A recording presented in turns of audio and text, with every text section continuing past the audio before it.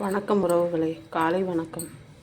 இன்றைக்கி காலையில் பாசிப்பருப்பு பாருங்களேன்.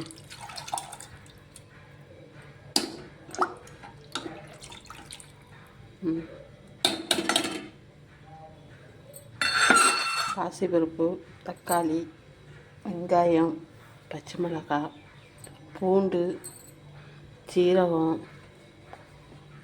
ஆமாம் போட்டிருக்கிறேன். அடுத்தால கத்திரிக்காய் போடுறேன். கத்திரிக்காய் ஒரு சின்ன உருளைக்கிழங்கு போட்டிருக்கிறேன். உருளைக்கிழங்கு வாயுங்கிறதுனால அதிகம் சேர்க்க மாட்டேன். கொஞ்சம் ஒரு உருளைக்கிழங்கு போட்டால் கொஞ்சம் ருசி இருக்கும், அதனால் போட்டிருக்கேன். மஞ்சள் பொடி எல்லாமே போட்டாச்சு.